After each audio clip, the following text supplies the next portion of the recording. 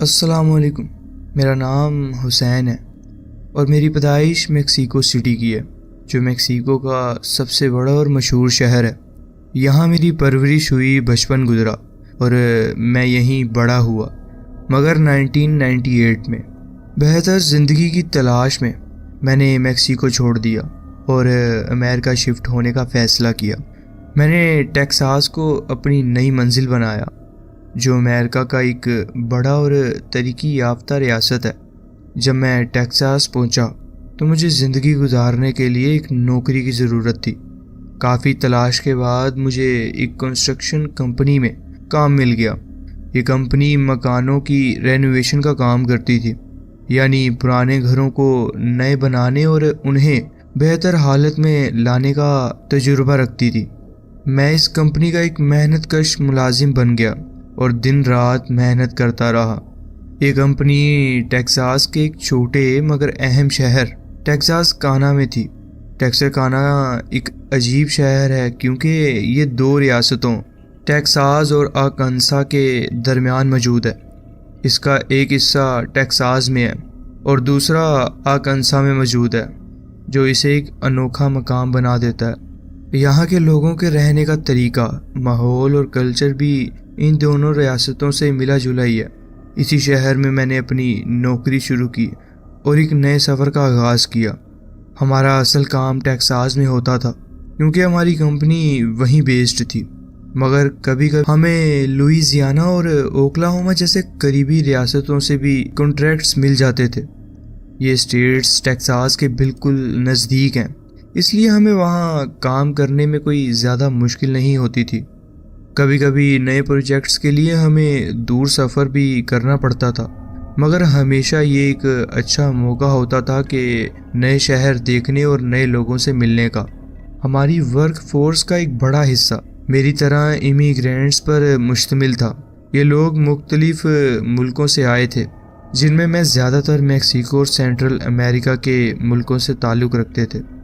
یہ سب بہت محنتی اور تجربہ رکھنے والے لوگ تھے، لیکن ایک مسئلہ یہ تھا کہ زیادہ تر لوگ صرف اسپینش بولتے تھے۔ اس وجہ سے میری ٹیم میں اکیلا شخص تھا جو انگلش اور اسپینش دونوں زبانیں سمجھتا تھا اور بول سکتا تھا۔ یہ ایک بہت بڑا فائدہ تھا کیونکہ میں مینجمنٹ اور لیبر کے درمیانی ایک برج کا کام کر سکتا تھا۔ اس وجہ سے کمپنی کے مالک نے میری صلاحیتوں کو دیکھتے ہوئے مجھے جلدی ہی سپروائزر بنا دیا تھا۔ یہ میرے لیے ایک بڑا موقع تھا کیونکہ اب مجھے صرف اپنا کام نہیں بلکہ دوسروں کا بھی کام دیکھنا ہوتا تھا۔ مجھے پروجیکٹس مینیج کرنے کا تجربہ ہونے لگا اور ٹیم کو لیڈ کرنا سیکھ گیا۔ کچھ عرصے بعد میری محنت اور ذمہ داری دیکھ کر کمپنی کے مالک نے مجھے ایک اور بڑا موقع دیا۔ مجھے اکیلے کام لینے کی اجازت مل گئی۔ اس کا مطلب یہ تھا کہ میں اپنی مرضی سے پروجیکٹس لے سکتا تھا، نئے کلائنٹس کے ساتھ ڈیل کر سکتا تھا اور اپنے فیصلے خود کر سکتا تھا۔ یہ میری پروفیشنل زندگی کا ایک اہم موڑ تھا کیونکہ اب میں صرف ایک امپلائی نہیں بلکہ ایک لیڈر بن چکا تھا۔ بچپن سے ہی مجھے یہ احساس تھا کہ میں کچھ ایسی چیزیں دیکھ سکتا ہوں جو عام لوگ نہیں دیکھتے۔ یہ عجیب منظر کبھی کبھی کسی سایہ یا شکل میں ہوتے تھے، کبھی کسی عجیب و غریب شکل والے انسان جیسے جو دوسروں کو نظر نہیں آتے تھے، مگر میں نے اس بات کو کبھی زیادہ اہمیت نہیں دی تھی۔ شاید اس لیے کہ مجھے لگتا تھا کہ یہ صرف میرا وہم ہے یا پھر دماغ کا کوئی چھلاوا۔ میں اپنی زندگی میں مصروف رہا اور ان سب چیزوں کو نظر انداز کرنے کی کوشش کرتا رہا۔ میں میکسیکو سے تھا اور میری فیملی بہت زیادہ مذہبی تھی۔ ہمارے گھر میں صرف دین کی باتیں ہوتی تھیں اور ہر چیز کو مذہب کی روشنی میں دیکھا جاتا تھا۔ لیکن ہمارے گھر کے جو بڑے بزرگ تھے، ان کا ماننا تھا کہ کچھ چیزیں صرف خاص لوگوں کو نظر آتی ہیں اور اگر ایسا کچھ ہو تو اس بارے میں زیادہ بات نہیں کرنی چاہیے۔ یہ ہماری فیملی کا ایک قاعدہ تھا، اگر تمہیں کچھ عجیب نظر آئے تو چپ رہو، ورنہ یا تو تمہیں پاگل سمجھا جائے گا یا پھر تم کسی بری چیز کی شکار بن جاؤ گے۔ مجھے بچپن سے ہی یہ سمجھا دیا گیا تھا کہ اس طرح کی باتیں کسی سے شیئر مت کرو۔ اگر تم نے بتا دیا کہ تم کچھ عجیب چیزیں دیکھتے ہو تو لوگ یا تو تم سے ڈرنے لگیں گے یا پھر تمہیں مذہبی طور پر کسی مسئلے میں پھنسا دیں گے۔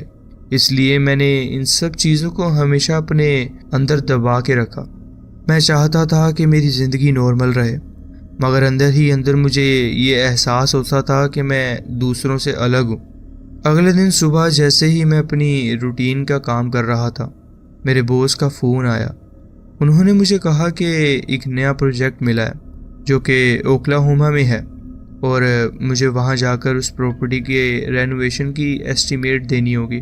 ایسے اسائنمنٹس پہلے بھی ملتے رہے تھے، لیکن مجھے نہیں پتا تھا کہ یہ سفر میری زندگی کا ایک عجیب اور بھیانک تجربہ بننے والا ہے۔ اگلے دن صبح میں تیار ہوا اور اوکلاہوما کی طرف نکل گیا۔ ٹیکساس سے اوکلاہوما کا سفر لگ بھگ 4 گھنٹے کا تھا، اور میں بنا کسی رکاوٹ کے ڈرائیو کرتا رہا۔ راستے میں ہر چیز بالکل نارمل لگ رہی تھی۔ سڑک کے دونوں طرف گہرے جنگل تھے، کبھی کبھی بیچ بیچ میں چھوٹی چھوٹی بستیاں نظر آتی تھیں، مگر زیادہ تر راستہ سنسان ہی تھا۔ جب میں دی گئی لوکیشن پر پہنچا تو ایک عجیب سا احساس ہونے لگا۔ یہ ایک پرانا، تنہا اور ویران سا مکان تھا جو جنگل کے بیچوں بیچ موجود تھا۔ لگتا تھا کہ جیسے کافی عرصے سے اس جگہ کا کوئی رہنے والا نہیں ہے۔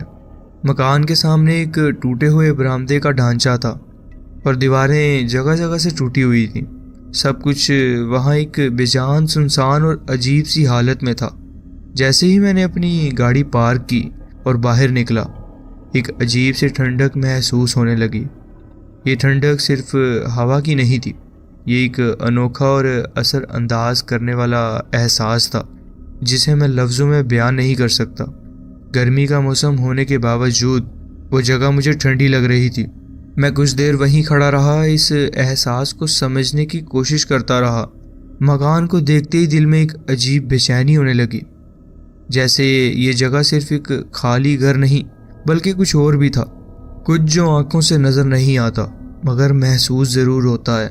جب بھی کوئی ہانٹڈ ہاؤس کا ذکر کرتا ہے تو اکثر لوگوں کے ذہن میں ایک پرانی، ویران اور ڈراؤنا مکان آتا ہے۔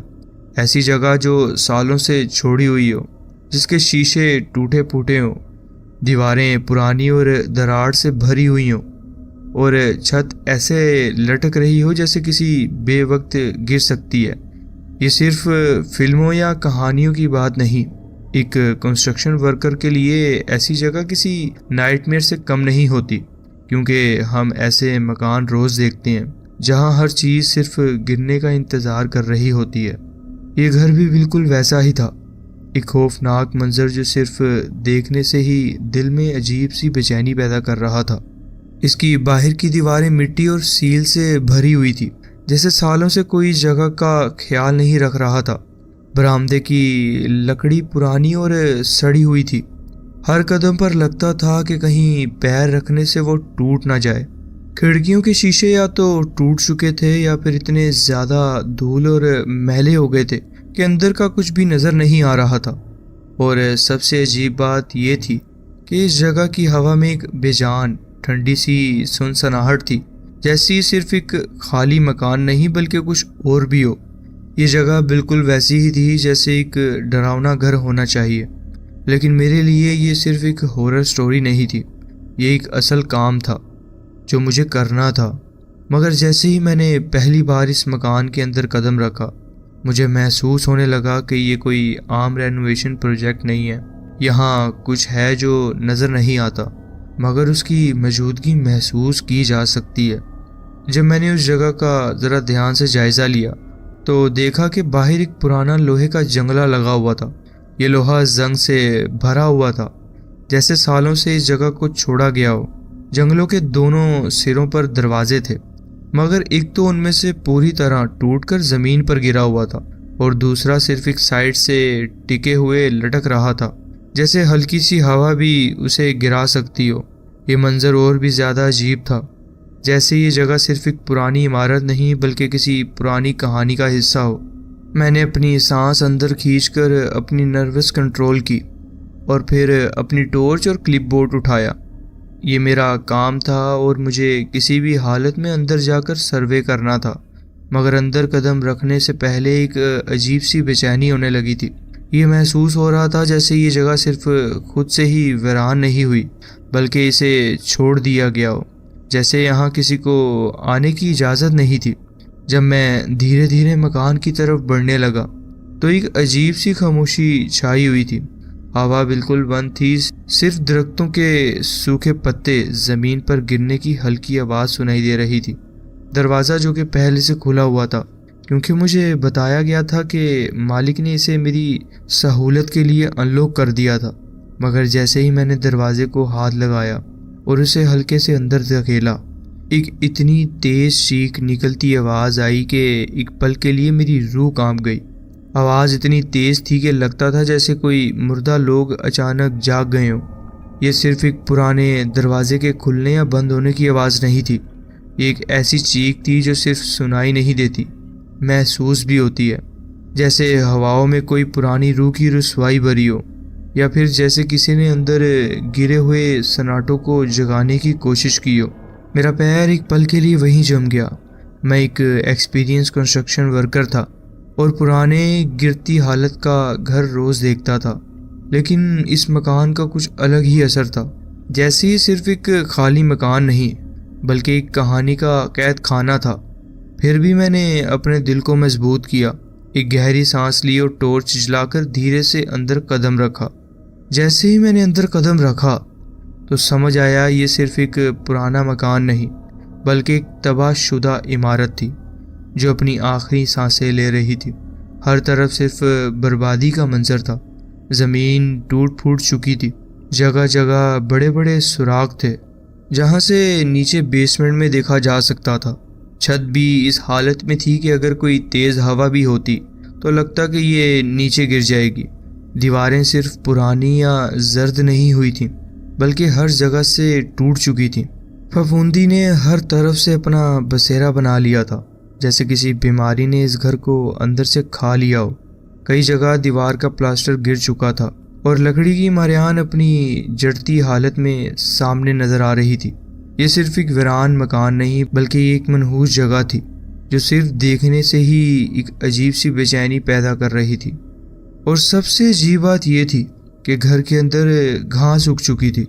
یہ صرف نرمی یا نمی والی جگہ نہیں تھی بلکہ یہاں تک کہ اندر کے کمروں میں بھی پتیاں اور چھوٹی جھاڑیاں نکل آئی تھیں۔ ایسا لگ رہا تھا جیسے یہ جگہ اب صرف انسانوں کا گھر نہیں رہی تھی۔ پانی کے نقصان کی وجہ سے ہر طرف سیل آ گئی تھی، دیواریں گیلی ہو چکی تھیں، لکڑی کے دروازے اور فرش نہ صرف گیلے ہوئے تھے بلکہ ایسے لگتا تھا جیسے کسی بے وقت ٹوٹ کر گر سکتے ہیں۔ اور اس سب کے بیچ ایک بہت تیز اور بے چینی بڑھانے والی بدبو تھی، سیل کی، مٹی کی اور کچھ ایسی چیز کی جو صرف محسوس ہوتی تھی۔ میں اسے آپ کو سمجھا نہیں سکتا۔ میرا ذہن میں بس ایک ہی بات آئی، سب کچھ ٹوٹ چکا ہے لیکن یہ میری ڈیوٹی تھی۔ مجھے اس جگہ کی تسلی سے جائزہ لینا تھا تاکہ اپنے بوس کو صحیح معلومات دے سکوں۔ چاہے یہ مکان کتنا بھی گر چکا ہو، مجھے پتہ لگانا تھا کہ اسے دوبارہ ٹھیک کرنا ممکن ہے یا نہیں۔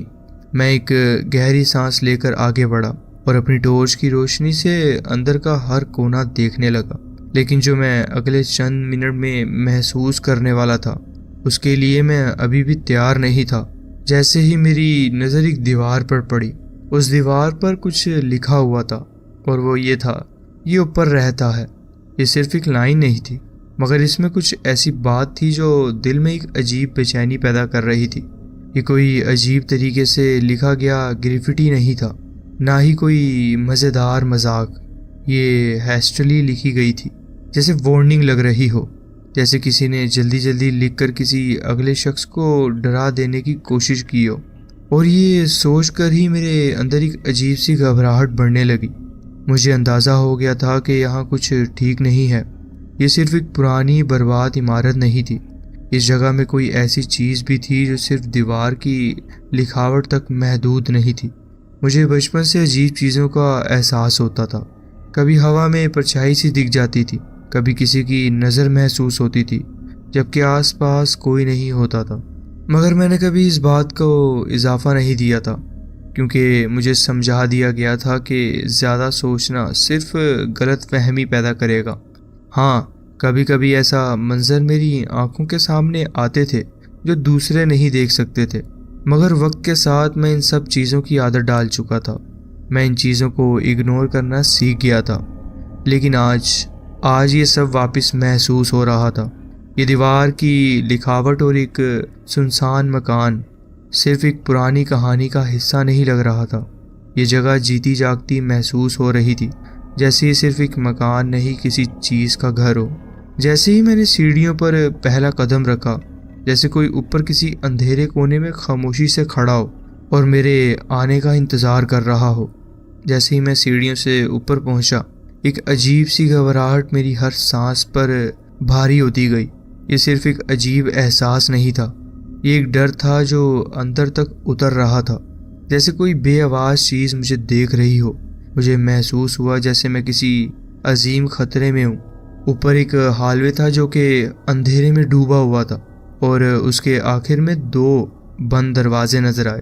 ہوا بند تھی لیکن پھر بھی ایک عجیب سی سرد لہر محسوس ہو رہی تھی۔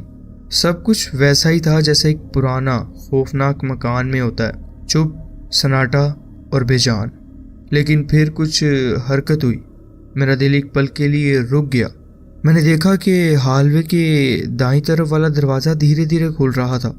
ایسا نہیں لگ رہا تھا کہ کسی ہوا یا جھٹکے سے کھل رہا ہو، بلکہ جیسے کوئی جان بوجھ کر اندر سے دھیرے دھیرے سے دھکیل رہا ہو، اور اس اندھیرے میں سے جیسے کوئی تصویر نکل رہی ہو۔ یہ کوئی عام تصویر نہیں تھی، یہ ایک جیتی جاگتی تصویر تھی جو دھیرے دھیرے اندھیرے سے باہر نکل رہی تھی، جیسے کوئی سایہ اپنی شکل بنا رہا ہو۔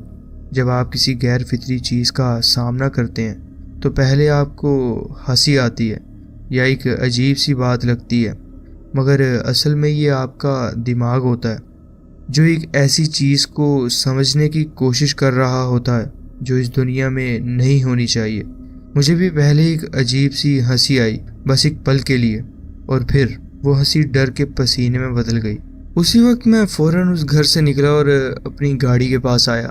میں اپنی گاڑی میں بیٹھا، لیکن جب میں نے اپنی گاڑی سٹارٹ کی، جیسے ہی میں نے اپنی گاڑی سٹارٹ کی، ایک عجیب سی گھبراہٹ اب بھی میرے اندر چل رہی تھی۔ یہ صرف ایک برا تجربہ نہیں تھا، یہ ایک احساس تھا جو میری روحوں تک اتر گیا تھا۔ میں نے جلدی سے وہاں سے نکلنے کا فیصلہ کیا، لیکن جیسے ہی میں نے ایکسیلریٹر دبایا، ایک سایہ میری نظر میں آیا۔ وہ اوپر کے ایک ٹوٹے ہوئے شیشے سے مجھے گھور رہا تھا۔ ایک پل کے لیے میری سانسیں تھم گئیں۔